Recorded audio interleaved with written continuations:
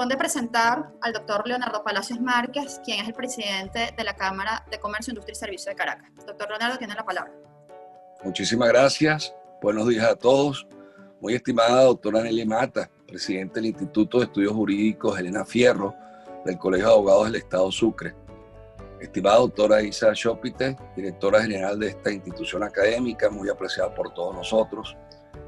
Doctora Diana Trías Bertorelli, nuestra directora del Centro de Arbitraje de la Cámara de Caracas.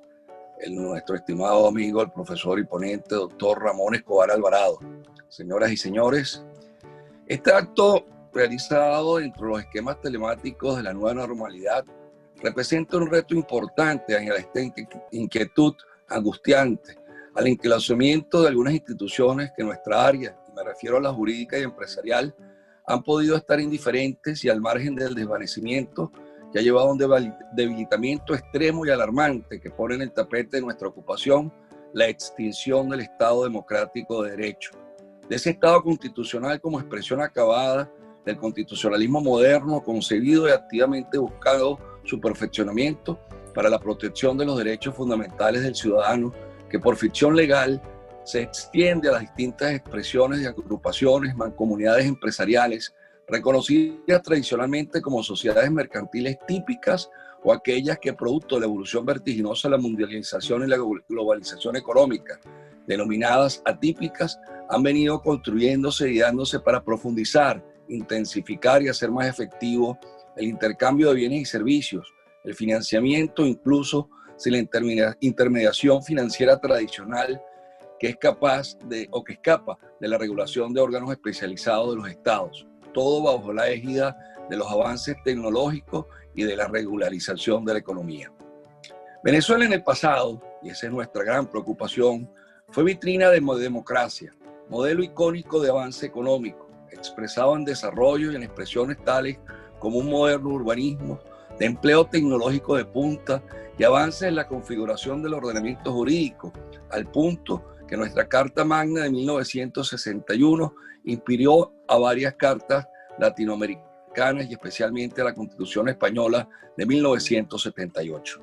Hoy, por el azar, por el efecto de una desinstitucionalización preocupante, se ha convertido en un ejemplo para las ciencias jurídicas, políticas, económicas y sociales de lo que no debe hacerse, de lo que debe evitarse para esquivar la tentación de los regímenes autoritarios que se enrielan en forma directa a la búsqueda de la demolición de las bases del Estado democrático de derecho, que les obstaculizan, que les dificultan, que realmente torpedean su gestión en búsqueda de la imposición de un Estado de dominio social.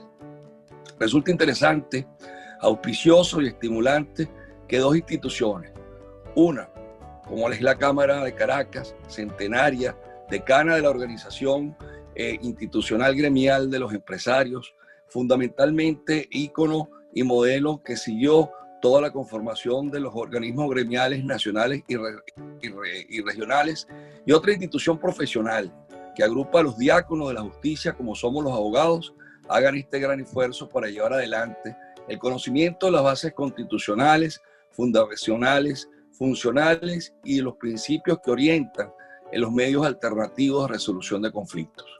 La explicación puede ser muy sencilla, si se toma en cuenta que entre nuestros objetivos fundamentales está la visión y misión de persistir, de buscar constantemente y luchar por preservar la libertad económica y la propiedad, que en nuestra concepción son los derechos seminales de todo el catálogo de derechos fundamentales que se han venido construyendo, elaborando, recogidos en las doctrinas y establecidos en las constituciones, como son los llamados, o como son el catálogo bajo criterios de generaciones, es decir, las distintas generaciones de derechos fundamentales. Y para ello ha centrado su denodada actividad en la configuración y conciliación de un centro de arbitraje de la Cámara de Caracas, destinado a la conciliación y a la mediación, no solamente al arbitraje.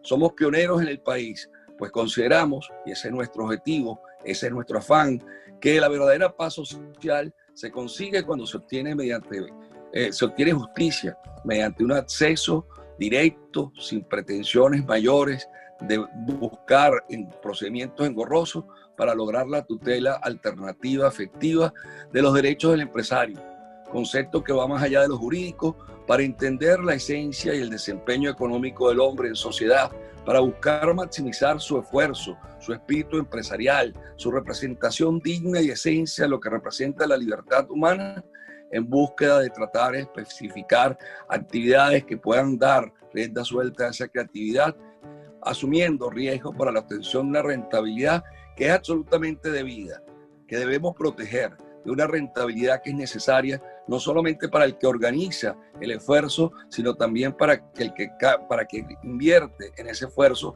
o para quien a través de sus destrezas manuales u oficios se incorpora en el proceso productivo en su condición de trabajadores. Es necesario proteger ese esfuerzo ante un ambiente cada día más competitivo a nivel global, pero mucho más regularizado, mucho más intervenido a nivel nacional. No obstante, el motivo que nos une y marca indefectiblemente el camino que nos conduce a la celebración, y estoy convencido, estoy buscando frenéticamente dentro de la concepción e influencia que tiene la Cámara de Caracas en y desde el área metropolitana, tener convenios de cooperación interinstitucional, e invito al Colegio de Abogados y a su directiva, específicamente al Instituto de Estudios Jurídicos, para que celebremos un convenio conjunto, no solamente en la realización y perfeccionamiento de los medios alternativos, la configuración de un centro de arbitraje, la formación continua a través de nuestros árbitros, sino también en otras materias que nos pueden ayudar, que nos pueden lograr buscar esa reedificación necesaria para la reactivación económica, la reinstitucionalización del país, en fin, para recuperar el sistema de libertades públicas que cada día se ve infringido por una voluntad indiscutible de establecer un Estado totalmente ajeno a ese Estado diseñado en nuestra Constitución, que busca esencialmente establecer un dominio social. Nosotros creemos y estamos convencidos que el arbitraje viene teniendo mucha importancia cada día a nivel institucional. Es plausible que hoy comencemos entonces a la búsqueda del conocimiento de los principios, orientaciones y en cierta medida el aproximar a sus bases sistémicas y a lo que ha permitido tener un estatuto epistemológico propio dentro de nuestra disciplina o de nuestra ciencia, es decir, del derecho. Nos sentimos complacidos en esta iniciativa. Participar en ella, trazar el camino por el cual transitaremos para la celebración segura de este convenio interinstitucional es suficiente motivo para seguir adelante, superar el dolor de cabeza que implica tener la angustia cercana, la dolencia de un Estado de Derecho que cada día se pierde, que cada día se apaga, pero que sin embargo hoy estamos demostrando que sí existe una eventual resistencia en y desde el derecho para lograr mantener la libertad. Hoy, sin duda alguna, amigos del Estado Sucre, amigos a nivel nacional y sé que otros jurisdicciones a nivel internacional nos acompañan, estaremos de la mano con dos profesionales a quien respeto y admiro por sus condiciones personales, por su experticia profesional, por su integridad, por su condición cívica y compromiso en el Estado de Derecho. Son ellos, nuestra querida amiga de las bancadas estudiantiles, Diana Trías Bertorelli, una persona de nuevas generaciones que sin duda alguna dará mucho que hablar en el futuro, teniendo una tradición jurídica importante, pero haciéndose él su propio camino, como es Ramón Escobar Alvarado, que hoy siempre, como siempre, nos acompaña en forma dispuesta.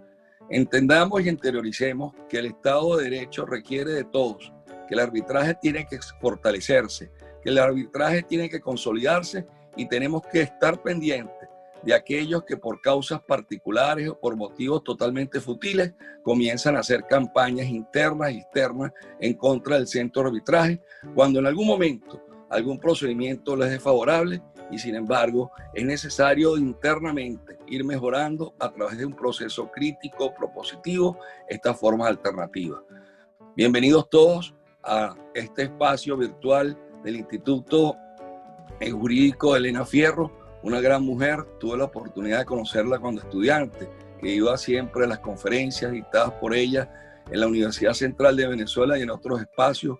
Una mujer de carácter pero afable, una mujer íntegra sin estar lejana por el hecho de estar montada en el simiente del Poder Judicial, que siempre representó un modelo a seguir, un molde para todos aquellos que comenzamos en el ejercicio del derecho.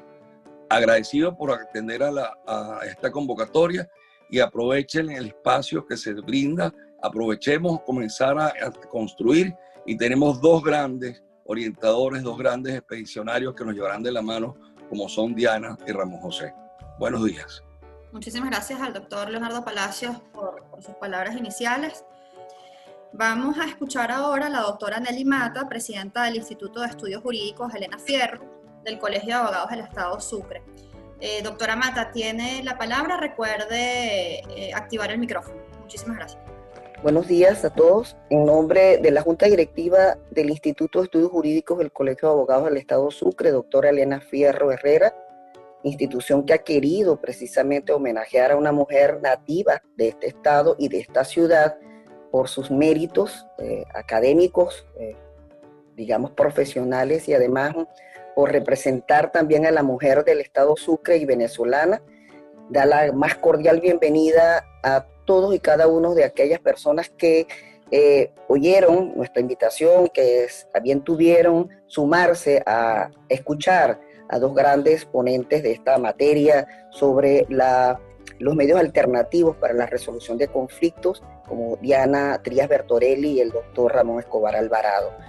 Gracias al doctor Leonardo Palacios, presidente de la Cámara de Comercio, Industria y Servicios de Caracas, al Centro de Arbitraje de la Cámara de Comercio, Industria y Servicios de Caracas, a Diana, al doctor Ramón, por supuesto tenemos que agradecer a Adriana Borrego y a todo su equipo por permitirnos esta mañana compartir con tanta gente temas tan interesantes. Desde ya les invito pues a compartir, a disfrutar y por supuesto a sacar provecho de estas grandes intervenciones. A continuación entonces me corresponderá presentar a la doctora Diana Trías Bertorelli. La doctora Diana Trías Bertorelli es abogada egresada de la Universidad Católica Andrés Bello, tiene posgrado en Derecho Administrativo de la Universidad Central de Venezuela. Es profesora de pregrado de la Universidad Monte Ávila, profesora de pre y posgrado de la Universidad Católica Andrés Bello, profesora de posgrado de la Universidad Central de Venezuela y de la Universidad Metropolitana. Actualmente es directora ejecutiva del Centro de Arbitraje de la Cámara de Comercio, Industria y Servicios de Caracas. A continuación con ustedes, Diana Trías Bertorelli. Bien, muchísimas gracias. Buenos días a todos los que pusieron de su tiempo para acompañarnos, al doctor Leonardo Palacios, profesora Nelly Mata, un gusto y un privilegio compartir con usted esta actividad, a la doctora Isa Chopite, por su gran empeño en la realización de este evento, y por supuesto a mi distinguido compañero de panel hoy, el doctor Ramón Escobar Alvarado, que siempre, como señalaba el profesor Palacios, dispuesto a acompañarnos en estas actividades que desarrollamos. Vamos a iniciar esta conversación haciendo un panorama general de lo que debe entenderse por los medios alternativos de solución de conflictos. En particular, nos vamos a referir al arbitraje y a la mediación. Quiero señalarles que es usual que de alguna manera, aunque jurídicamente no corresponda exactamente a lo mismo, sin embargo, en ocasiones se utiliza la mediación y la conciliación como sinónimo. Como quiera que vamos a hacer algunas referencias en particular a nuestro centro de arbitraje, y nuestra reglamentación, nuestro reglamento regula este mecanismo con la denominación mediación, de manera que me voy a referir a ella como en esos términos. Vamos a iniciar. En primer lugar, como todo desarrollo jurídico, necesitamos el marco normativo que constituyen las bases sobre las cuales se ha desarrollado una determinada institución. En ese sentido, en el marco normativo de los medios alternativos de solución de conflictos, tenemos en primer lugar la Constitución de la República de Venezuela, la Ley de Arbitraje Comercial, que es una ley que fue dictada en el año 1998, el Reglamento General del Centro de Arbitraje de la Cámara de Caracas y sus respectivos anexos 1 y 2, y el reglamento recientemente dictado para el manejo de procedimientos a través de medios electrónicos. En primer lugar, y como les decía, como todo desarrollo de una institución jurídica, es necesario que nos refiramos al fundamento constitucional. En ese sentido, el artículo 253 de la Constitución, en su último aparte, señala, indica qué órganos integran el sistema de justicia. En esos términos establece que el sistema de justicia está constituido por el Tribunal Supremo de Justicia, los demás tribunales, una serie de órganos que indica, y quiero resaltar los medios alternativos de justicia. Fíjense cómo el propio constituyente destacó y de alguna manera elevó a rango constitucional los medios alternativos de solución de conflictos. Por su parte, el artículo 258 de la propia Constitución señala que la ley promoverá el arbitraje, la conciliación, la mediación y cualesquiera otros medios alternativos para la solución de conflictos. Observamos que de esta manera el constituyente, bajo una norma específica, reguló de manera expresa y directa el uso y aplicación de los medios alternativos de solución de conflictos. Y no solamente lo establece, sino que además ordena y exhorta al legislador para que lo promueva. De tal manera que es indispensable partir de este sustrato constitucional de la institución relativa a los medios alternativos. Por supuesto, nosotros contamos con una jurisprudencia absolutamente favorable al arbitraje, salvo unos casos aislados, pero siempre de alguna manera nuestra jurisprudencia ha dado espaldarazo de alguna manera a estos medios alternativos de solución de conflictos. La doctrina es absolutamente abundante, la doctrina nacional, por supuesto, a nivel internacional muchísimo, pero a nivel nacional contamos con grandes expertos en arbitraje y con una abundante literatura en relación con estos medios alternativos. Quiero señalar, quiero referirme en particular a la tutela judicial efectiva. Con la Constitución, en el artículo 26, señala que toda persona tiene derecho a acceso a los órganos de administración de justicia para hacer valer sus derechos e intereses, incluso colectivos o difusos, a la tutela efectiva y a obtener con prontitud, y resalto la expresión o el término prontitud de la decisión correspondiente. Ciertamente, parte integrante de una tutela judicial efectiva es contar con una decisión oportuna. No hay nada más injusto que una decisión a destiempo en el ámbito de decisiones judiciales, por lo que es importante destacar la absoluta pertinencia, y no solamente pertinencia en el tiempo, por supuesto, de una decisión en materia de judicial. Por supuesto, este examen en relación con la duración de los procedimientos constituye, si vamos a de alguna manera hacer una comparación entre el Poder Judicial y los medios alternativos de solución de conflictos, constituye ciertamente una ventaja sobre las cuales nos vamos a referir un poquito más adelante, de los medios alternativos de solución de conflictos, que es precisamente su prontitud. Los medios alternativos de solución de conflictos, como les señalaba, vamos a referirnos al arbitraje y a la mediación. Estos mecanismos pertenecen, como antes vimos en la norma constitucional, ellos pertenecen al sistema de justicia. Sin embargo, no forman parte del Poder Judicial o justicia ordinaria. Eso es un aspecto que es interesante resaltar. Asimismo, pues comportan el ejercicio de una función jurisdiccional, pues se imparte justicia. De tal manera que hay que tener muy claro que los medios alternativos de solución de conflictos son, por disposición clara y precisa de nuestra Constitución, medios alternativos que pertenecen al sistema de justicia, pero que no pertenecen al Poder Judicial. En particular, me voy a referir ya de manera directa al arbitraje. El arbitraje es un medio o mecanismo mediante el cual las partes en conflicto pueden pactar que sus diferencias surgidas en materia de su libre disposición, y aquí hay un aspecto sobre el cual voy a volver un poco más adelante, pero resaltar, digamos, la materia objeto de arbitraje. Debe tratarse siempre de materias de su libre disposición. Normalmente esto está de alguna manera enmarcado en el ámbito comercial, un poco siguiendo lo que son las regulaciones establecidas en nuestra ley. Sin embargo, vamos a precisar estos aspectos un poco más adelante. De tal manera que se trata de las partes han pactado que sus diferencias surgidas con ocasión de una determinada relación sean resueltas por árbitros mediante un laudo que tiene la eficacia de cosa juzgada. De tal manera que en el caso del arbitraje se denomina de alguna manera el laudo a la sentencia, el equivalente a la sentencia que dicta el juez en el ámbito del poder judicial. Una vez que se dicta un laudo y una vez que se acuerda, un arbitraje, un acuerdo arbitral, se excluye el asunto del conocimiento de los órganos jurisdiccionales. Eso es absolutamente determinante porque de alguna manera constituye un mecanismo exclusivo y excluyente. Vamos a referirnos de alguna manera un poco más en detalle acerca de las características del arbitraje.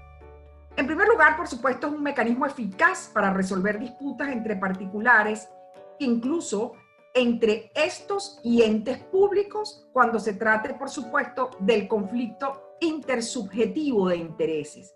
En estos casos, como más adelante vamos a ver, existe una exclusión de materias en las cuales esté implicado el poder de imperio del Estado, lo que se llama el ius imperium. ¿Por qué? Porque el ius imperium o el denominado poder público simplemente no es negociable, por supuesto no es transable y en consecuencia no puede ser arbitrable. De tal manera que se trata de la actuación, digamos, del Estado, de la administración pública eventualmente, cuando utiliza, invoca o ejerce el ius gestionis. De tal manera que en ese momento está despojado del poder público y permite la posibilidad de disponer en relación con una determinada relación comercial. En segundo lugar, son disputas surgidas de actividad desarrollada en el ámbito comercial y de negocios. Este es el ámbito, digamos, el propio, típico, en donde se desarrolla el arbitraje. Normalmente está vinculado al ámbito comercial y al área de negocios en el quehacer tanto de las personas, por supuesto, de las personas privadas, personas públicas, y es en ese ámbito donde el arbitraje encuentra un terreno absolutamente ideal. Existe, en tercer lugar, la intervención de un tercero. Puede ser un árbitro único o árbitro, eso nos vamos a referir un poquito más adelante, que son escogidos por las partes. En definitiva, los lleva a un deseo de alcanzar justicia, confiando la resolución de esa disputa, de esa controversia, de esa diferencia que ha surgido con ocasión de una determinada relación a un tercero imparcial. De tal manera que se trata de un método heterocompositivo, es decir, la solución se impone a las partes a través de un laudo que por supuesto proviene de un tercero denominado árbitro, que va a tener la eficacia de cosa juzgada. Continuando con el desarrollo de las características del arbitraje, y aquí volvemos un poco a lo que de alguna manera hicimos algunas referencias inicialmente, que es la naturaleza disponible del objeto de la disputa. Las materias respecto a las cuales pueden disponer, por supuesto, según su libre albedrío, es de acuerdo a la ley de arbitraje comercial, en el artículo 3, señala o de alguna manera enmarca cuáles son las materias objeto de ser, digamos, existe posibilidad de someter a arbitraje. En ese sentido, el artículo 3 señala que podrán someterse a arbitraje las controversias susceptibles de transacción que surjan entre personas capaces de transigir. De tal manera que aquí hay de alguna forma una ecuación que se cumple necesariamente, debe cumplirse necesariamente, que lo disponible es lo transigible y lo transigible es lo arbitrario. Seguidamente existe la voluntariedad en el sometimiento, la característica y es esencial a los medios alternativos de solución de conflictos, la voluntariedad en el sometimiento. La ley de arbitraje comercial en el artículo 6 señala que el acuerdo de arbitraje debe constar por escrito en cualquier documento o conjunto de documentos que dejen constancia, y por eso lo resalto de manera particular, que dejen constancia de la voluntad de las partes de someterse a arbitraje. Es decir, se trata de una decisión inequívoca. No puede haber dudas en relación con el acuerdo de las partes para someter las eventuales diferencias o conflictos que puedan surgir con ocasión de una ejecución de una relación contractual, por ejemplo, en que sea sometida su resolución a través del arbitraje. Si ya existe acuerdo arbitral, es decir, que es una característica que desnaturaliza el arbitraje, el carácter obligatorio en el sentido que no se puede forzar a nadie a someter a arbitraje, precisamente porque de su esencia lleva de suyo esta institución el carácter voluntario. Si ya existe un acuerdo arbitral, eventualmente, si las partes ya lo han acordado y se pretende por una de las partes su desconocimiento, ello puede ser ejecutado forzadamente. Es decir, una vez que existe el acuerdo de las partes de someterse a arbitraje, es necesario, constituye una decisión, un pacto vinculante por parte de las partes del acuerdo de acatar en un todo el contenido y alcance de su acuerdo.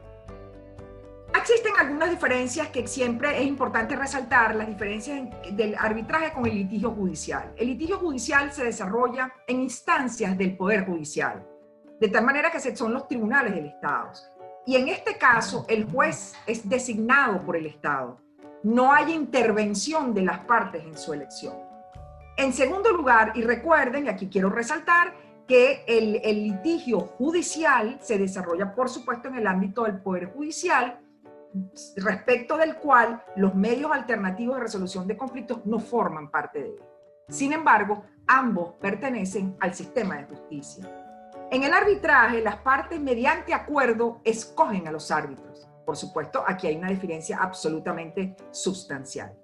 Los árbitros actúan como jueces, es decir, desarrollan una función jurisdiccional para decidir la controversia, pero de nuevo no forman parte del Poder Judicial. Es decir, ambos, tanto en el ámbito judicial, el juez desarrolla, por supuesto, una función jurisdiccional, el árbitro también, pero en ámbitos distintos. Algunos, en ocasiones, hay quienes no les gusta la expresión, pero es probable que en la literatura consigan de alguna manera expresiones como la denominada justicia privada para referirse al arbitraje. Existe la escogencia de las partes de su propio procedimiento. En el litigio, las partes se someten, por supuesto, a un régimen preestablecido y absolutamente inmodificable por ellos, de tal manera que se constituye una suerte de régimen estatutario. En el caso del arbitraje, los medios alternativos, las partes pueden acordar con algunas particularidades que vamos a ver un poquito más adelante respecto del tipo de arbitraje, pero las partes pueden diseñar su propio procedimiento y lo que hayan pactado, los acuerdos en relación con este particular aspecto, por supuesto, forma parte del deber de acatamiento de ese acuerdo que han celebrado al desarrollar el arbitraje. Las partes, mediante acuerdo, aceptan cumplir voluntariamente el laudo. Este laudo, como ya señalé, tiene la fuerza de cosa juzgado equivalente al de una sentencia. En caso de que una de las partes no cumpla voluntariamente con lo decidido en el laudo, puede ser solicitado su ejecución ante un juez ordinario.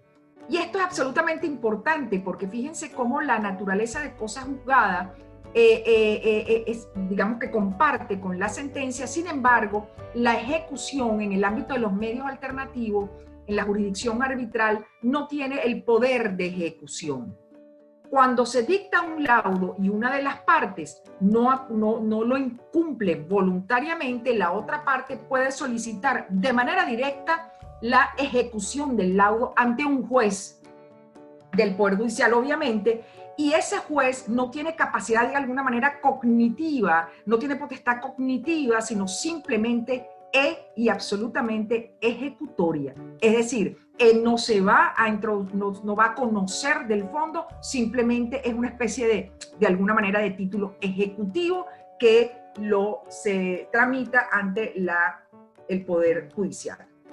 Dentro de las ventajas del arbitraje está la rapidez. Es un proceso que, por supuesto, un procedimiento que se instruye en plazos y lapsos absolutamente mucho más cortos. los árbitros escogidos por las partes no deben ocuparse de un volumen de casos como le ocurre a los tribunales, y todo ello abona en beneficio de la rapidez de la sustanciación de procedimientos arbitrales. Eso es una gran ventaja porque, como les decía anteriormente, la prontitud es parte, de alguna manera, de esos atributos que una tutela judicial efectiva debe de alguna manera honrar.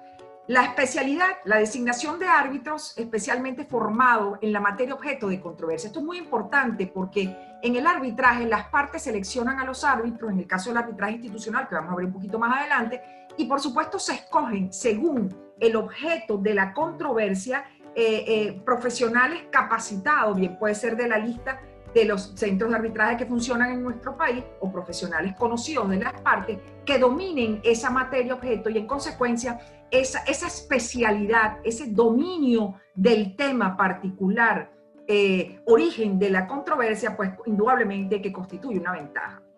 La utilización de instrumentos modernos, por supuesto, y aquí en esta particular situación que estamos viviendo de pandemia, indudablemente que el uso de los medios electrónicos en la sustanciación del expediente y comunicación con los árbitros e inclusive la revisión del expediente, que ya de alguna manera ya se venía utilizando, es decir, con anterioridad a la situación de pandemia, que de alguna manera lo que hizo fue precipitar la necesidad de dictar normas que de manera ya específica regularan lo que ya de alguna manera es una realidad, porque los procedimientos de arbitraje, la mayoría de sus fases, de sus comunicaciones se realizan a través de medios electrónicos. Se realizaban de esa manera y de alguna forma ahora ya es permitido que todo el procedimiento incluso se sustancie con arreglo a medios electrónicos. Con ocasión de esta situación, nuestro centro de arbitraje de la Cámara de Caracas dictó el reglamento para el manejo de procedimientos a través de medios electrónicos que entró en vigencia desde el 20 de julio de este año y que por supuesto ha permitido el ingreso y la continuación de sustanciación de procedimientos con la utilización de los medios, que por supuesto ya es absolutamente una necesidad y una realidad totalmente consolidada.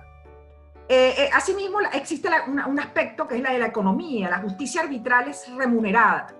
Sin embargo, la justicia en corto tiempo, ciertamente, como les decía anterior, con respecto a la prontitud en la decisión, eso comporta una ventaja patrimonial para los involucrados, porque de alguna manera conocen anticipadamente su costo. Sobre esto vamos a hablar un poquito más adelante. Es posible conocer y adicionalmente el tiempo en que van a contar con una decisión. Por supuesto, todo esto implica una descongestión de la justicia ordinaria, de manera que la justicia ordinaria se ocupará solamente de aquellos casos que no pueden ser sometidos a arbitraje, de manera que es una alternativa sana para ambos. Es decir, no se trata de desvirtuar las ventajas, las características, la esencia de cada una de estas instituciones, simplemente se trata de alguna manera de apoyarse y de participar paralelamente en una realidad de sistema de justicia. La confiabilidad, se admite con mayor facilidad las consecuencias del laudo. ¿Por qué? Porque existe una confianza depositada en los árbitros, que es un especialista en la materia origen de la controversia.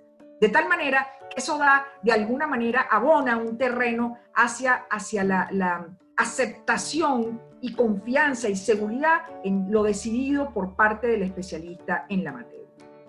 Existe, por supuesto, un aspecto muy, muy importante que es la confidencialidad.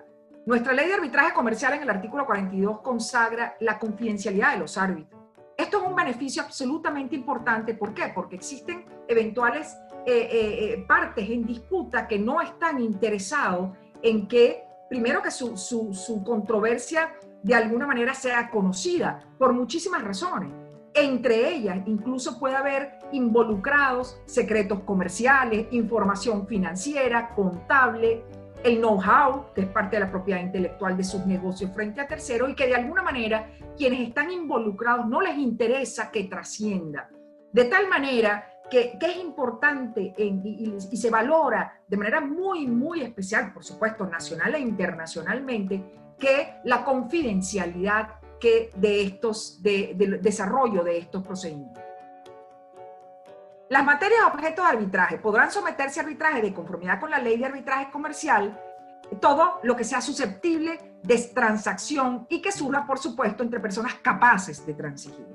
De tal manera que esto es un poco un resumen de lo que de alguna manera hemos señalado anteriormente. La propia ley de arbitraje comercial excluye unos determinados ámbitos en los cuales no es posible la aplicación del arbitraje o recurrir a este para solucionar la controversia.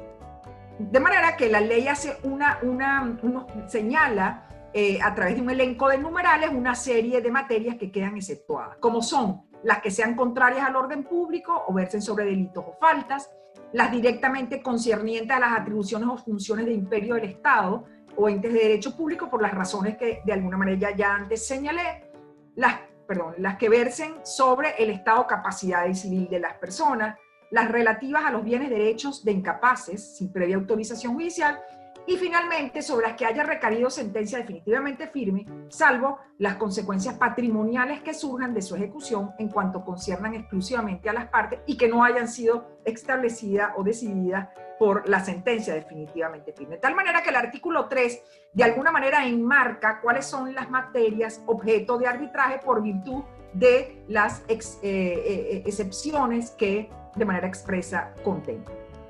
Vamos a referirnos ahora brevemente a la ley, al acuerdo de arbitraje. La ley en el artículo 5 señala que el acuerdo de arbitraje, y valga la redundancia, de manera, cito textual, es un acuerdo por el cual las partes deciden someter a arbitraje todas o algunas de las controversias que hayan surgido o puedan surgir entre ellas respecto de una relación jurídica contractual o no contractual. El acuerdo de arbitraje puede consistir en una cláusula incluida en un contrato o en un acuerdo independiente. Es decir, que el acuerdo de arbitraje puede formar parte del contrato que ata o regula ese nexo contractual entre las partes o puede ser un documento aparte. Incluso no necesariamente tiene que ser coetáneo, es decir, puede ser que se suscriba el contrato y de manera posterior o sobrevenida se acuerde un pacto arbitral. De tal manera, esas son situaciones que pueden plantearse en el desarrollo de una eventual resolución de una controversia. En virtud del acuerdo de arbitraje, las partes se obligan a someter sus controversias a la decisión de árbitros y renuncian, y esto es muy importante, a hacer valer sus pretensiones ante los jueces.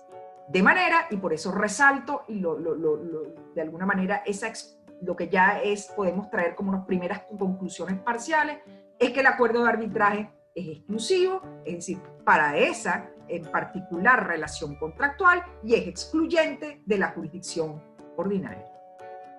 El acuerdo tiene que ser por escrito. La ley exige que sea por escrito.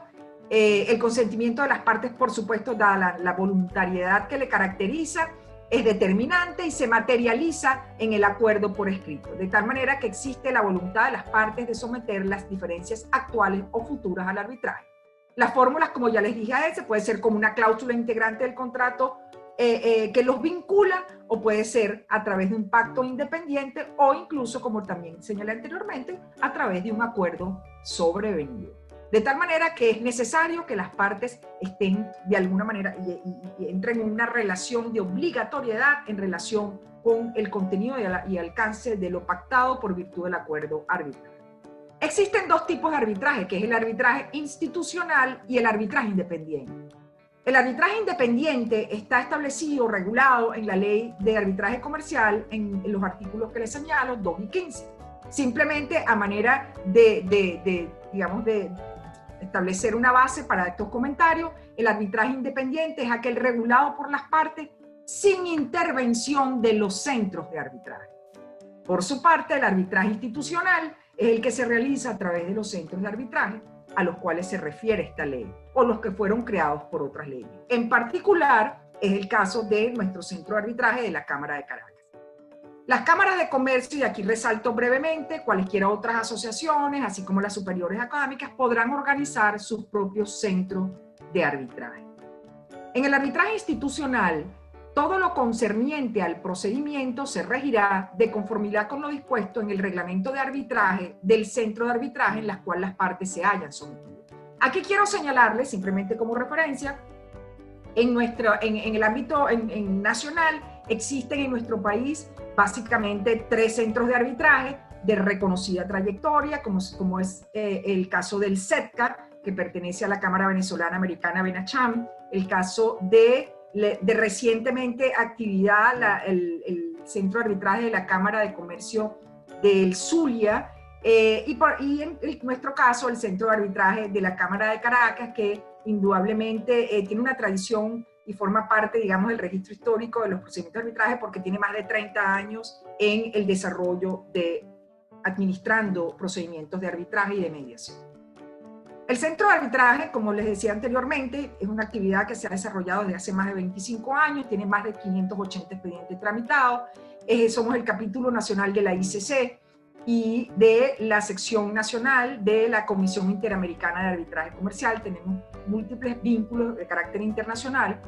Nuestra finalidad, es decir, la finalidad de los centros de arbitraje, lo que es conocido para administrar procedimientos en el denominado arbitraje institucional, es contribuir a la solución de controversias a través de arbitraje, por supuesto denominado institucional. ¿Por qué?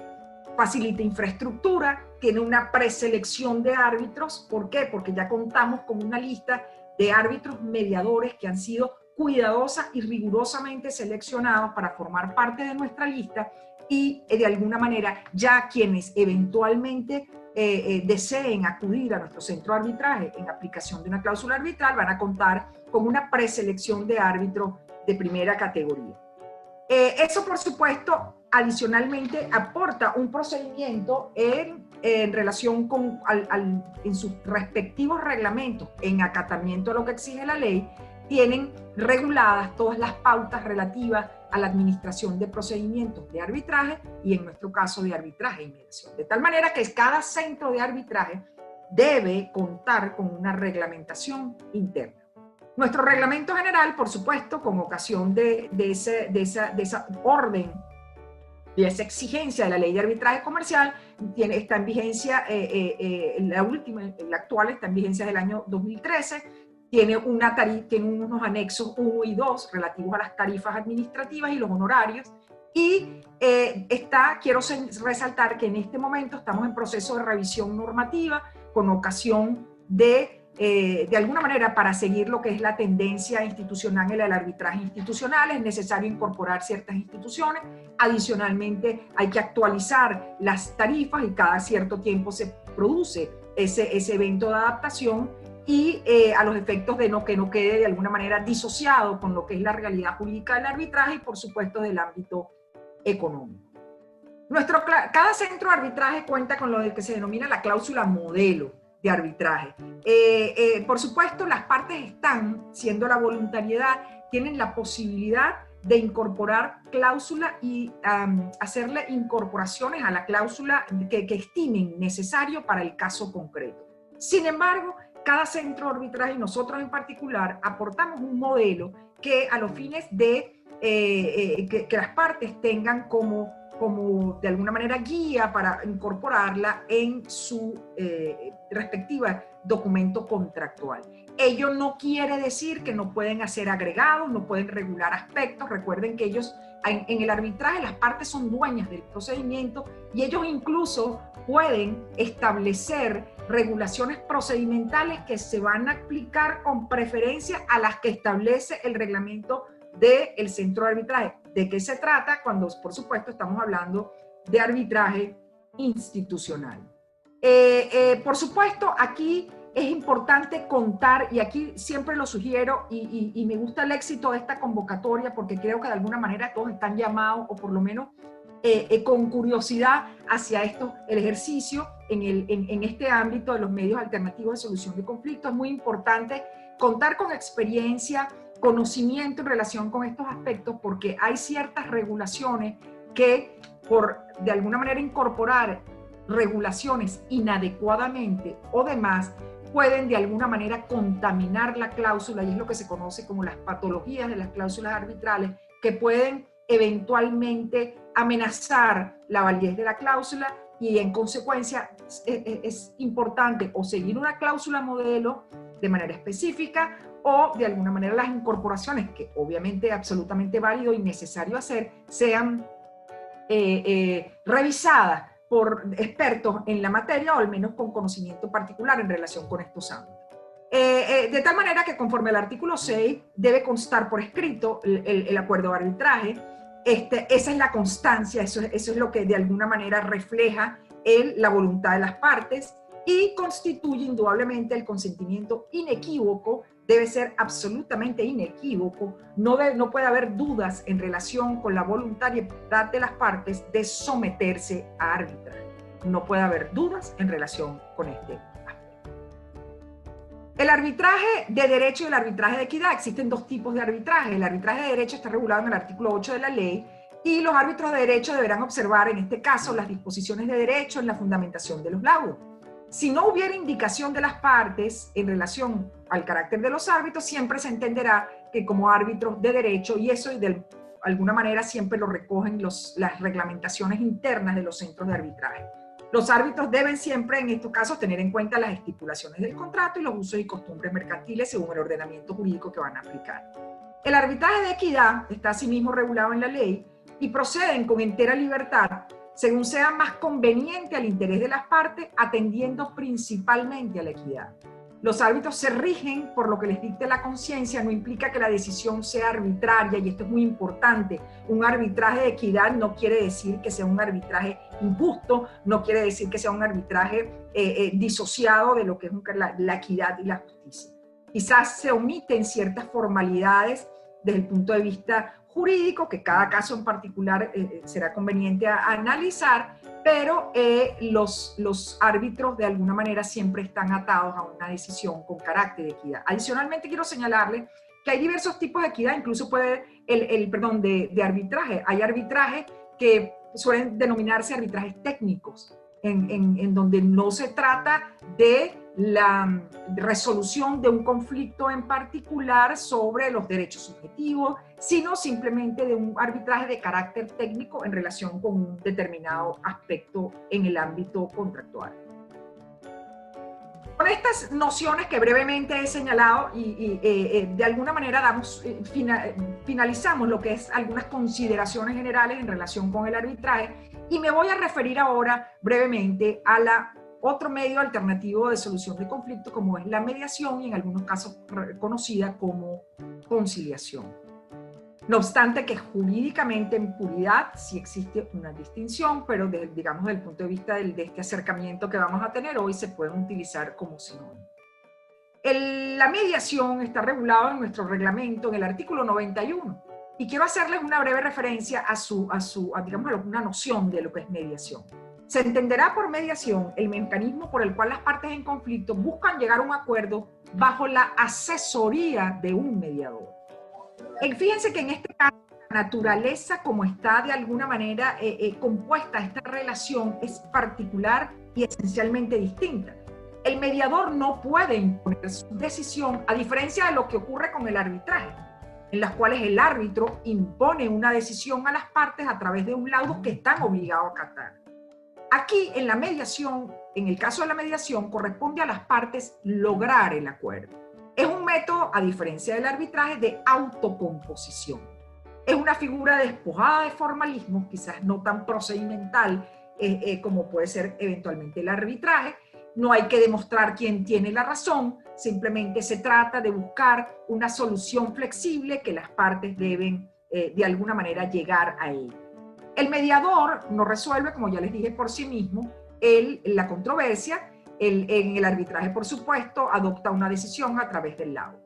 Mediante preguntas, y este es el rol muy particular, importantísimo, determinante que juega el mediador, y sobre todo en esta situación particular había un repunte de mediaciones porque de alguna manera se trata de conflictos o situación que ha impactado la ejecución contractual y ha hecho que surjan controversias que incluso la mediación es un mecanismo llamado a resolver de manera pronta y una situación, incluso una situación particular, no necesariamente puede someterse o tiene que someterse a mediación todos los conflictos.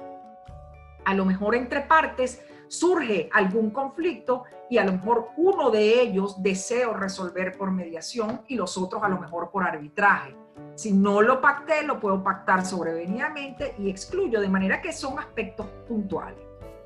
Si no se llega a un acuerdo, el mediador no puede tomar la decisión, y esto es muy importante. El mediador no puede obligar a las partes a hacer uso o aceptar una determinada posición. Si no se alcanza el acuerdo, en tiempo prudencial se declara terminada la mediación. ¿Por qué? Por supuesto, es necesario que exista una definición, unos límites en tiempo, porque no se puede mediar, por supuesto, indefinidamente. Eso va en contra de cualquier alcance o deseo de alcanzar justicia o acuerdo, de tal manera que es necesario establecer unos límites. El reglamento de nuestro centro de arbitraje establece unas reglas de mediación para los procedimientos en los cuales se escoja por virtud de una cláusula o de un acuerdo la actuación del centro de arbitraje de la Cámara de Caracas como administrador del procedimiento. Quiero señalarles que los centros de arbitraje no deciden. Los centros de arbitraje administran el procedimiento, por quien tiene la decisión, digamos, que es en el caso del arbitraje, son los árbitros. Eso es importante que de alguna manera siempre se tenga claro. Las ventajas de la mediación: es muy ágil, no está sujeta a reglas procesales, aunque tiene ciertas pautas que por supuesto hay que cumplir, pero es un procedimiento bastante informal y flexible. Economía, porque la tarifa y los honorarios del mediador están previstos en el reglamento. Por supuesto, la economía, con la posibilidad de dar solución a un conflicto de manera breve, por supuesto eso comporta ventajas económicas. La decisión del conflicto está en manos de las partes involucradas. Son las partes quienes generan el acuerdo que pone fin al conflicto. Las ventajas de la mediación, adicionalmente, es una instancia, al igual que en el caso del arbitraje, eminentemente voluntaria. Las partes deciden participar o no en el procedimiento y ponerle fin en cualquier momento.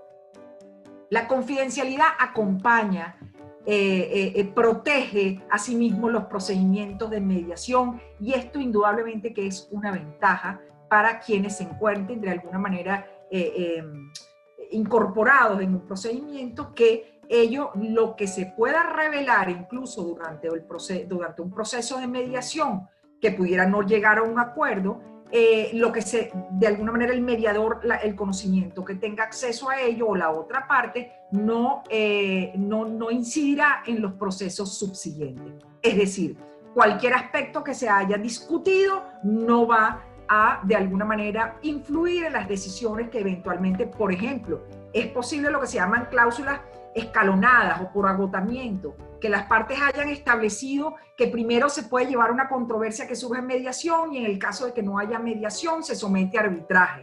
Eso es lo que se llama la cláusula escalonada, es decir, por agotamiento. Primero agoto la posibilidad de una mediación y después acudo al procedimiento arbitral. En todo caso, es absolutamente confidencial lo que ocurrió en este proceso de mediación, por decirle fallido.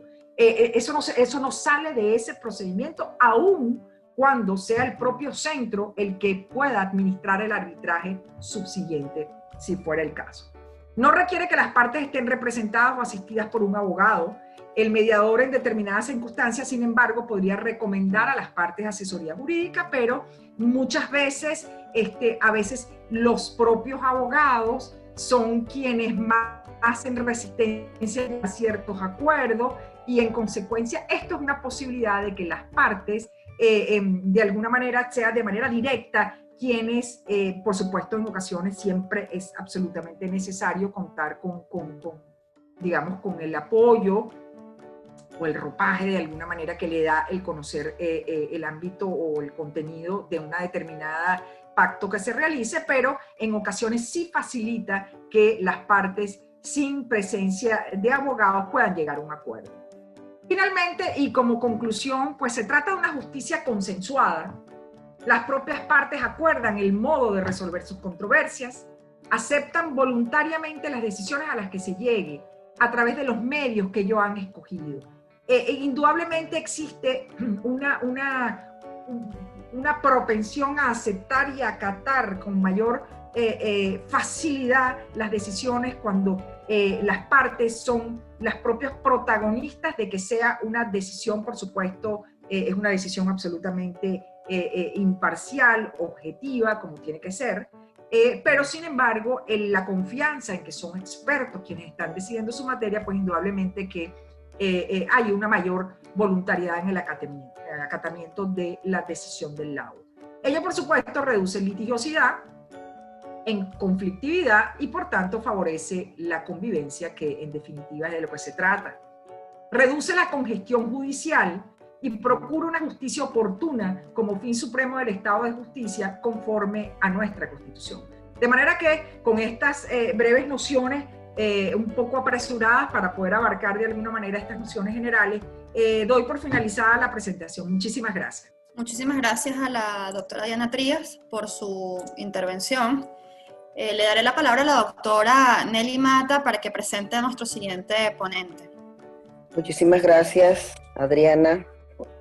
Bueno, el siguiente ponente es el doctor Ramón Escobar Alvarado, quien es abogado egresado de la Universidad Católica Andrés Bello, magíster en Derecho comparado a la Universidad de Nueva York, magíster en Derecho Internacional Privado de la Universidad Central de Venezuela, tesista del doctorado en Ciencias Políticas de la Universidad Simón Bolívar. Es profesor de Derecho Internacional Privado y Arbitraje de la Universidad Católica Andrés Bello, de la Universidad Central de Venezuela y de la Universidad Monte Ávila. Miembro activo de la lista de árbitros del Centro de Arbitraje de la Cámara de Caracas y del CEDCA, con experiencia en casos locales e internacionales. Ha publicado más de 20 artículos académicos sobre arbitraje y ejerce el derecho en el bufete ESC IG Abogados SC. Con ustedes el doctor Ramón Escobar Alvarado. Sí, buenos días a todos.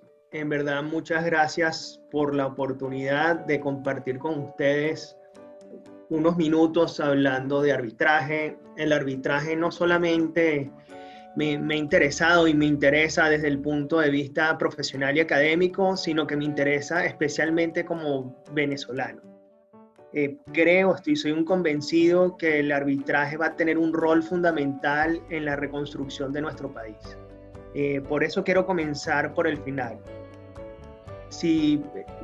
Me gustaría que cada quien se llevase de esta charla una idea bastante concreta.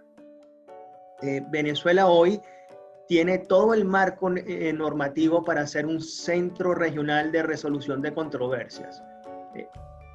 Por un lado, eso es fundamental. La distinción entre un arbitraje internacional y uno doméstico siempre va a ser importante. Sin embargo, nuestro sistema tiene una ventaja. Inclusive en los casos domésticos, digamos un caso que usted gana y quiere cobrar aquí el proceso de cobro, de ejecución forzosa de una sentencia, de un laudo, suele ser bastante difícil, ¿no? Puede tardar bastante tiempo, es una cuestión de meses. Pero nuestro sistema normativo de arbitraje le permite a uno, con un laudo arbitral, irse a cualquier parte del mundo a ejecutarlo. Y ya la ejecución no es cuestión de meses ni de años, sino de días y semanas a lo sumo, ¿no? Nuestro sistema de arbitraje abre un abanico de posibilidades a que uno pueda utilizar el mundo entero para ejecutar decisiones, y esto es fundamental. Más en la Venezuela de hoy, donde los deudores no tienen activos aquí en Venezuela, nuestro sistema nos permite irles a cobrar en cualquier parte del mundo. Y ese proceso de ejecución no va a tardar años ni meses, sino días o semanas. Y eso es fundamental y tiene una importancia práctica que no podemos olvidar. Entonces, la idea es esta. La distinción siempre es importante entre arbitraje comercial, internacional y doméstico. Sin embargo, nuestro sistema permite convertir cualquier arbitraje doméstico en un arbitraje internacional.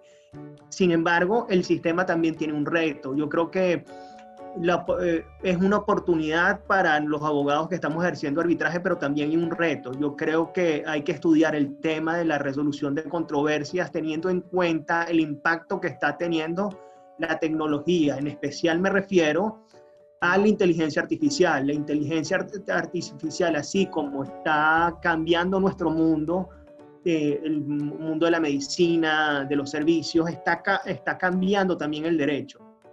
Y esto va a tener un rol protagónico en nuestro mundo, ¿no? Yo me voy a detener en la última parte de mi conferencia, a ver, les voy a dar un análisis de lo que yo creo que va a ser el mundo de los litigios y el mundo del arbitraje en estos próximos 5 años.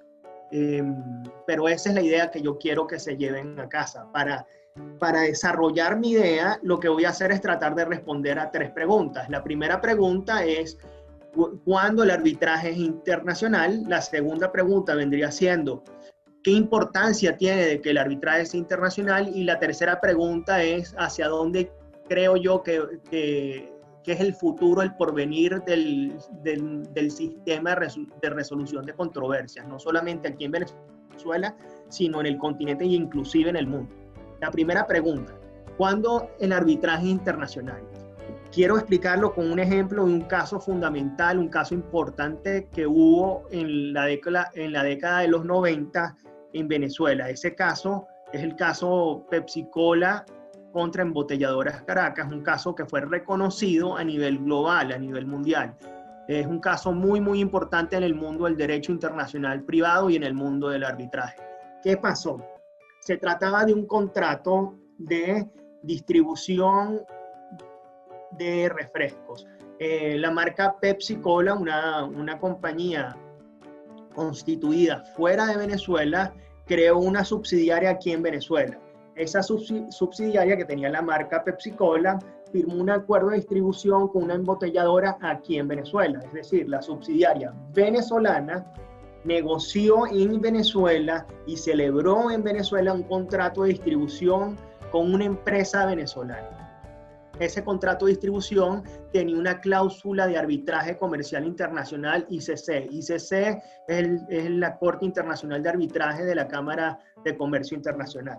La pregunta que le tocó responder a la sala político-administrativa de aquel entonces fue si ese contrato era internacional o no lo era.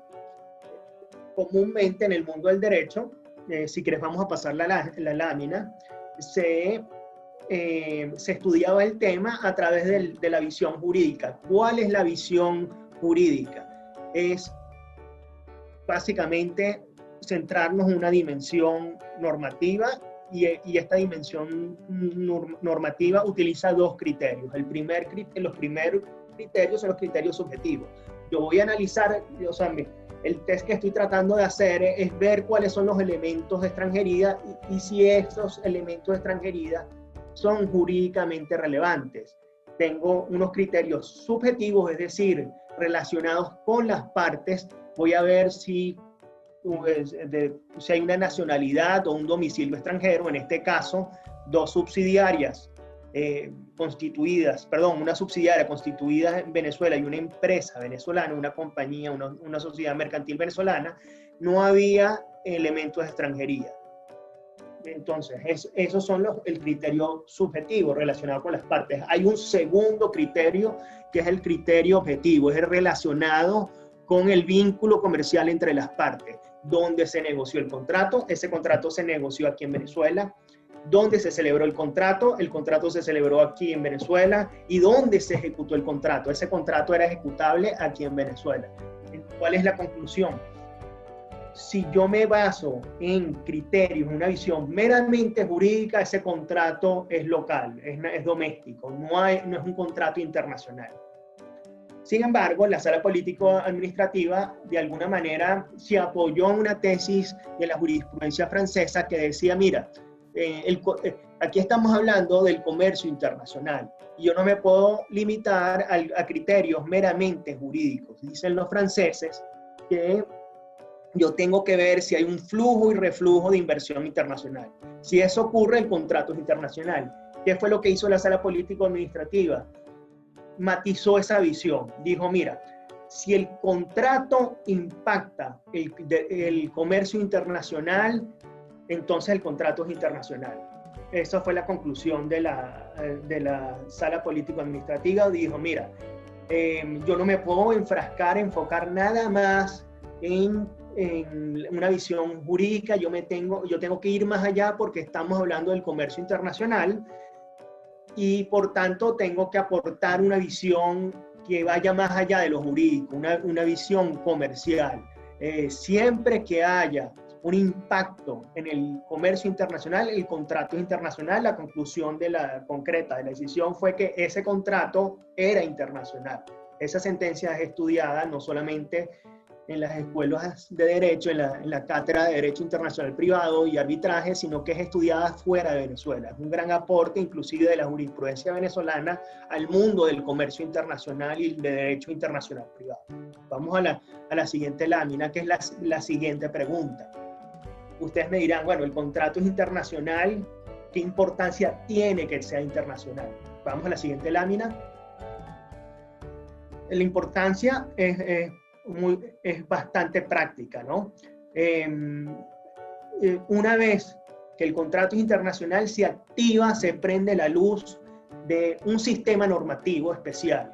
Si el contrato es internacional, se activa este sistema normativo que lo que va a buscar es garantizar la fluidez del comercio internacional. Aquí de nuevo estamos hablando de comercio internacional y el propósito del sistema de arbitraje es garantizar esa fluidez del comercio.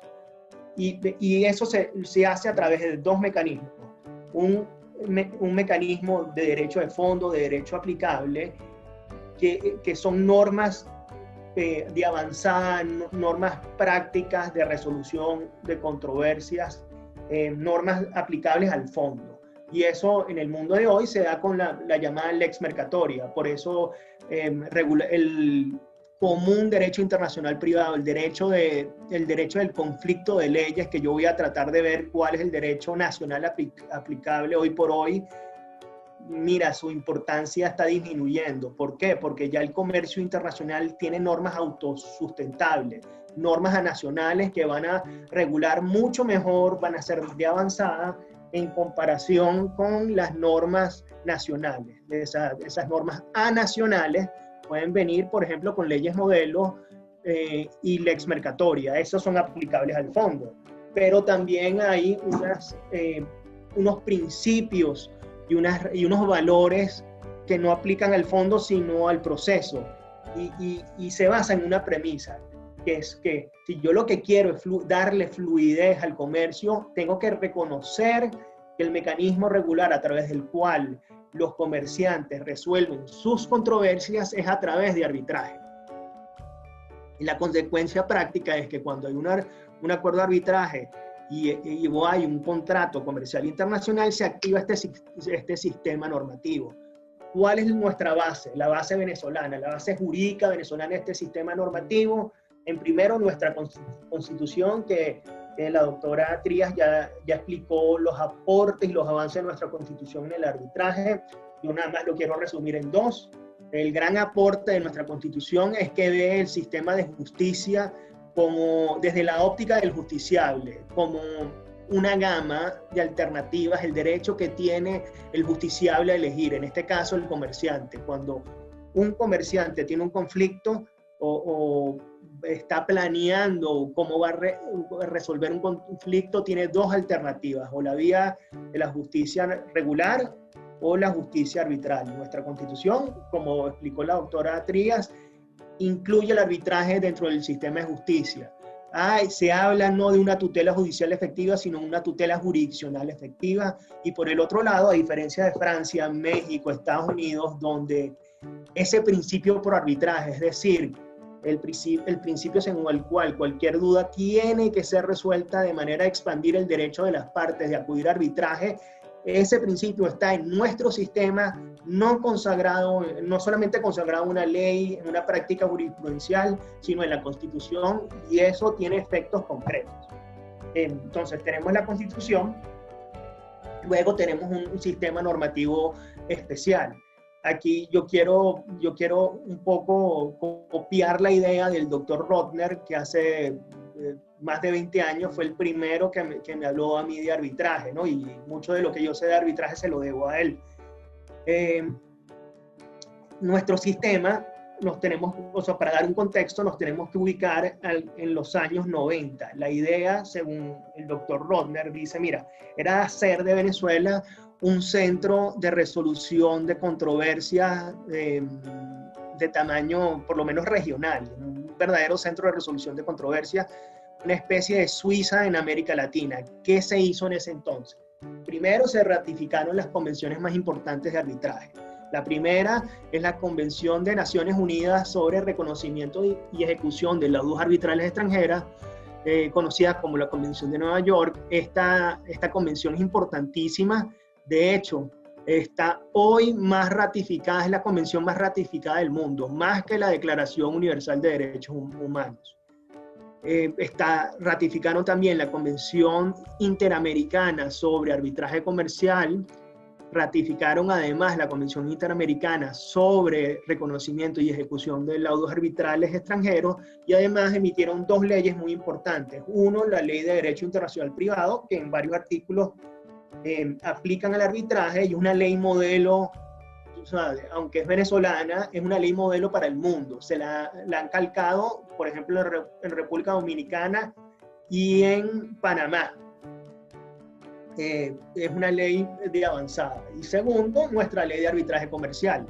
El doctor Rodner cuenta que la idea de esta ley era el proyecto de ley era proyecto de ley de arbitraje comercial internacional, pero la idea de hacer de Venezuela un centro de resolución internacional de controversias gustó tanto en el extinto Congreso que al final le borraron la palabra internacional y quedó ley de arbitraje comercial. Lo importante es que es una ley, de nuevo, una jirafa con rayas de cebra, que lo que busca es, a través de una sola ley, regular el arbitraje comercial internacional y el doméstico. Es una ley concebida bajo un esquema monista. ¿Cuál es la consecuencia en el marco jurídico de que el arbitraje sea internacional?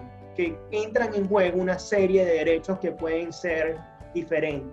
Primero, el derecho que rige la capacidad de cada una de las partes. Yo a lo mejor estoy en Venezuela, va a haber un derecho que aplica mi capacidad. La otra parte, digamos, que está en Estados Unidos, va a haber un derecho que aplica su capacidad. Segundo, el derecho aplicable al acuerdo de arbitraje. Como explicó la doctora Trías, el acuerdo de arbitraje se considera un contrato autónomo, autonomía del acuerdo de arbitraje. Es autónomo y separado del contrato principal, y por eso puede estar regido por un derecho diferente al que rige el contrato principal. El tercer derecho es el derecho aplicable al fondo de la controversia. ¿Cuál es el derecho que yo le voy a aplicar al mérito, al fondo de la controversia? Puede ser diferente al de la capacidad de las partes, puede ser diferente al aplicable al acuerdo de arbitraje, y puede ser diferente al siguiente derecho que está involucrado. Es la llamada lex arbitri, que es el derecho procesal aplicable al procedimiento. Digamos que, de nuevo, yo estoy en Venezuela, la otra parte está en Estados Unidos, elegimos el derecho de España para regir el fondo, y sin embargo, digamos que el arbitraje se lleva a cabo en México. El derecho aplicable al procedimiento arbitral, el derecho adjetivo aplicable va a ser el mexicano.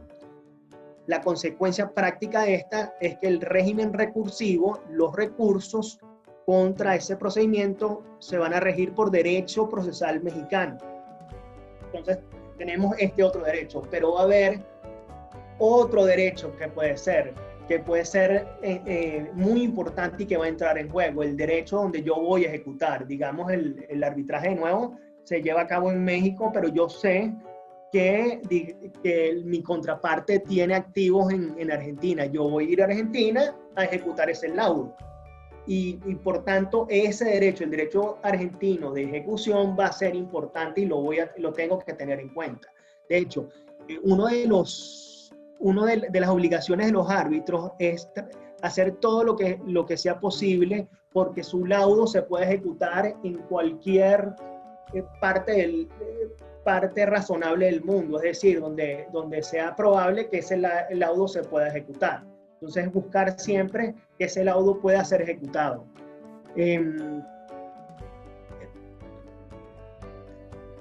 Quiero volver a una idea que conversamos en el comienzo. En la práctica hay un efecto que en la Venezuela actual es muy importante.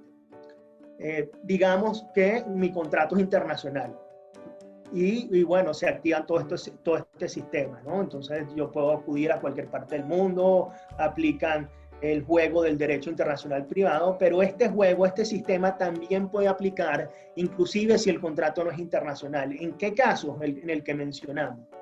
Yo tengo un arbitraje por un contrato doméstico con otra parte.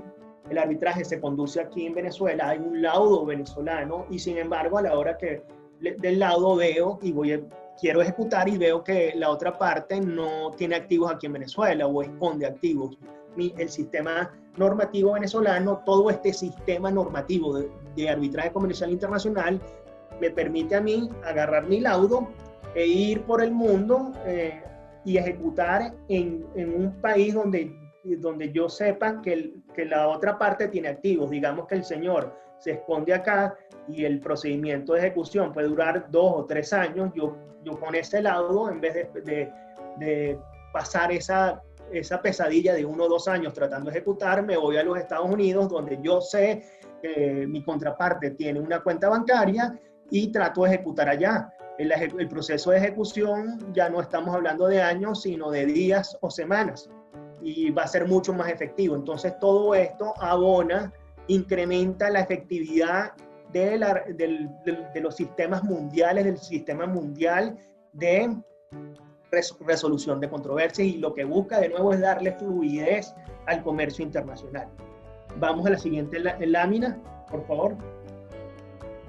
En esta tercera lámina o en esta tercera parte de la exposición, yo lo que busco es un poco hablar no solamente del presente, del lado positivo actual del arbitraje, sino del porvenir y del reto que tenemos todos nosotros y que tiene en especial el mundo del arbitraje. Vamos con la siguiente lámina, por favor. Lo primero es que quiero hablar del principio de la deslocalización del arbitraje. Y me centro de nuevo en esta última posibilidad, en esta potencia que brinda el arbitraje a cualquier parte en Venezuela. De nuevo, la posibilidad que yo transforme mi laudo y active el sistema normativo buscando ejecutar ese laudo en cualquier parte del mundo. Aquí entra de nuevo en juego lo que habíamos hablado de la revisión de los derechos que puedan ser aplicables o que yo le tengo que prestar atención. Hay una teoría que yo estoy convencido que cada vez va a incrementar su aplicación, es la deslocalización del arbitraje. ¿Qué es lo que pasa? Al final, en el estado actual del arbitraje, es que muchas de las normas que rigen el procedimiento arbitral son autosustentables. ¿Qué quiero decir con esto? Que tú rara vez vas a tener que hurgar en el derecho procesal estatal para resolver un tema procedimental de arbitraje. Casi todo está regulado por lo que establecen las propias partes en el acta de emisión o el acta de términos de referencia o en el reglamento. Y inclusive si no está ni en el acta de emisión, ni en el reglamento de los centros de arbitraje, en el caso de arbitraje institucional, ya hay una lex mercatoria procesal que aplica en estos casos y es reconocida a nivel del mundo del arbitraje comercial y también del comercio internacional. Esas normas son autosustentables. Lo mismo pasa con el derecho aplicable al fondo. Si usted quiere estudiar hoy derecho privado, derecho de obligaciones, derecho contractual, hoy de avanzada, no solamente se tiene que estudiar lo que decían los franceses hace 3 siglos o 2 siglos, sino tiene que estudiar lex mercatoria. Un gran ejemplo de esto es los principios UNIDROIT. Ahí están, los principios UNIDROIT son a la vez principios, usos y prácticas, pero también son lex mercatoria. La lex mercatoria, en verdad, es lo que está rigiendo hoy por hoy al fondo, el soft law. el soft law termina siendo más duro que el derecho estatal. Entonces,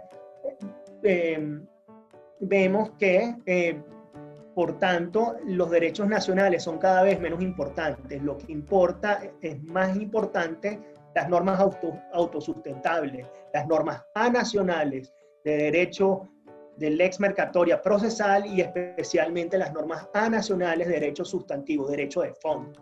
Entonces, la consecuencia es que es cada vez menos importante las normas procesales y inclusive las normas estatales de fondo. Sin embargo, nosotros consideramos que va a haber un derecho que va a ser muy importante, que es el derecho de ejecución, el derecho del lugar donde yo voy a ejecutar.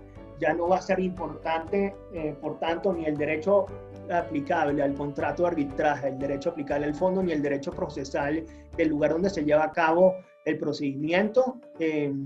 Además, vamos a tener arbitrajes casi todos anacionales que van a ser resueltos por estas vías, por ejemplo, por Zoom, por vías electrónicas.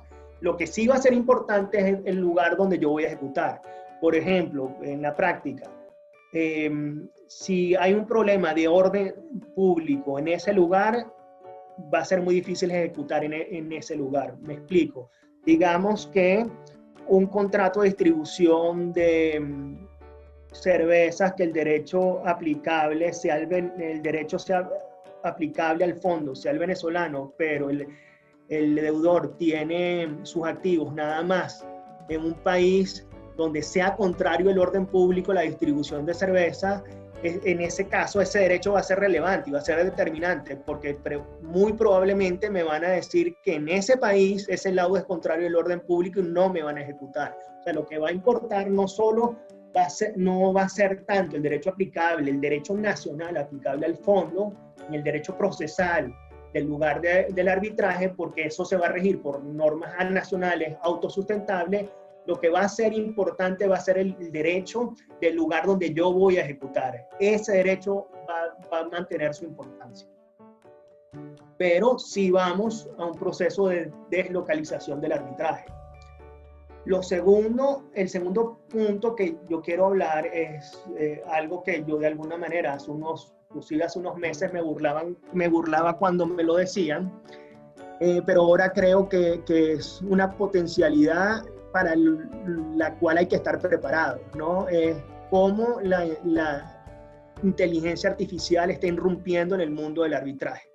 Mientras yo digo esto, ahí se está probando un robot de inteligencia artificial que va a ser juez.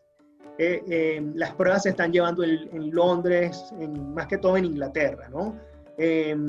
Yo creo que vamos para eso, a lo mejor no será en un mes, pero sí puede ser en cuestión de 1 o 2 años.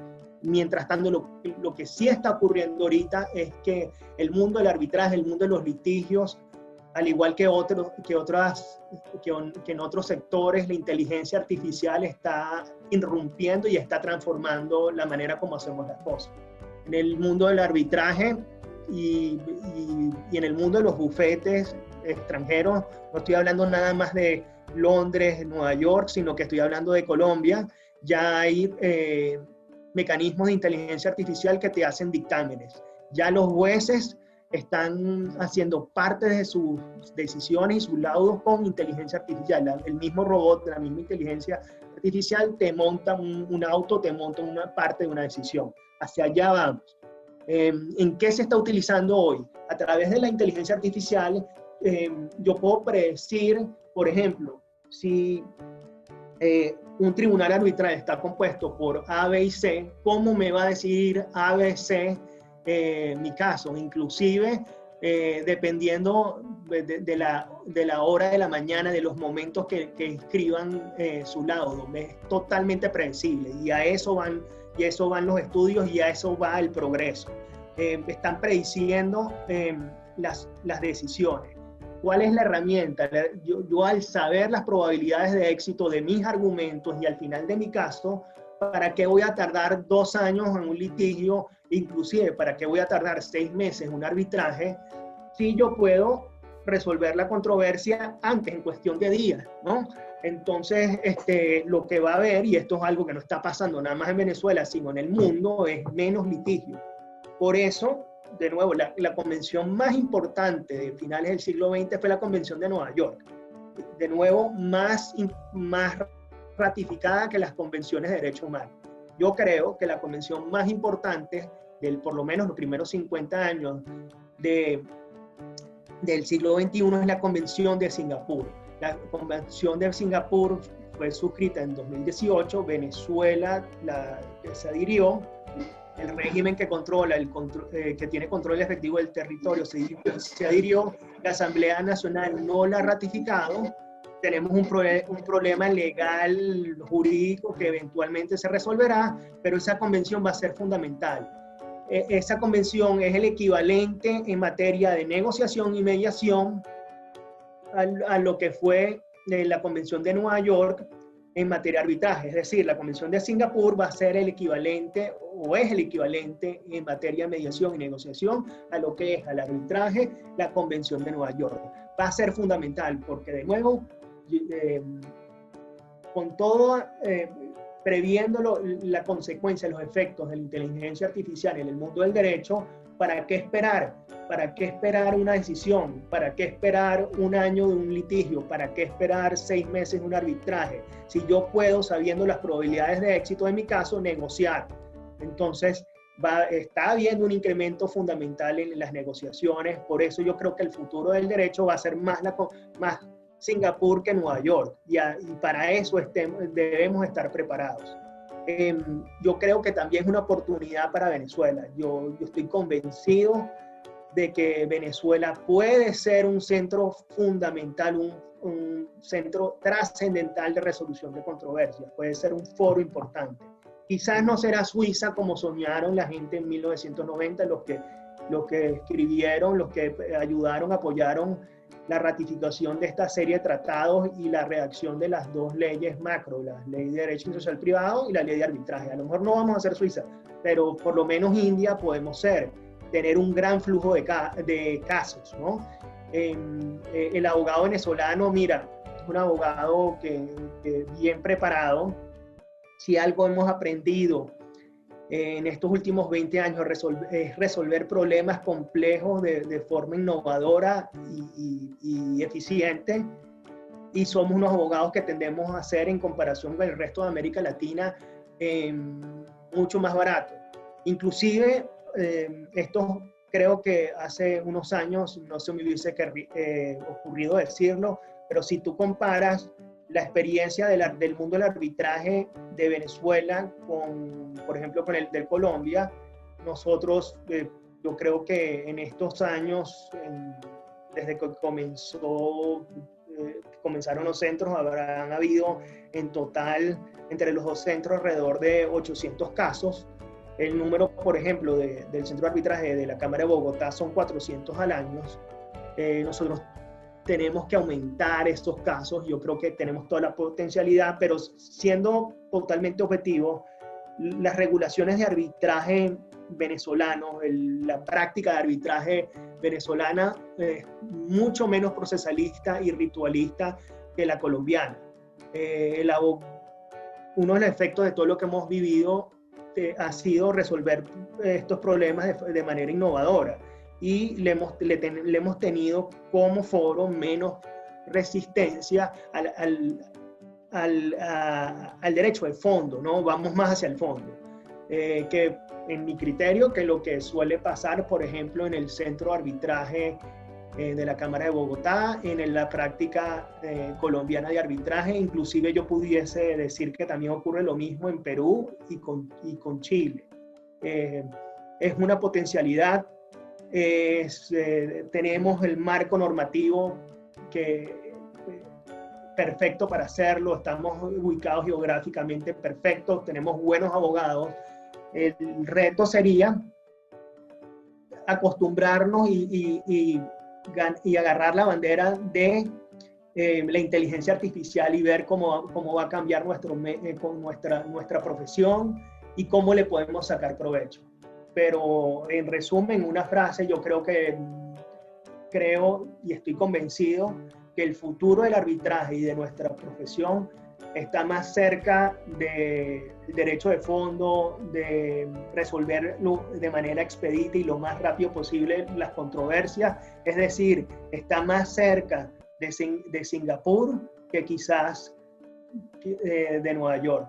Muchas gracias por permitirme estar con ustedes. Muchas gracias. Muchísimas gracias al doctor Escobar Alvarado por su intervención. Bueno, en aras del tiempo que ya llevamos en la actividad, me gustaría darle las palabras de cierre a la doctora Nelly Mata.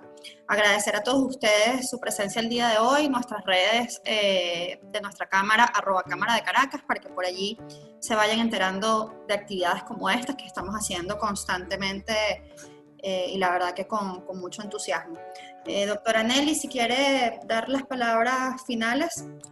Muchísimas gracias a la Cámara de Comercio de Caracas, al Centro de Arbitraje, a la doctora Diana Trías, al doctor Ramón Escobar Alvarado, a ti, Adriana, a Euriber, a Carlos Torres, a Manuel Nacimiento y a todos los que participaron en esta actividad que realmente nos ha nutrido a todos.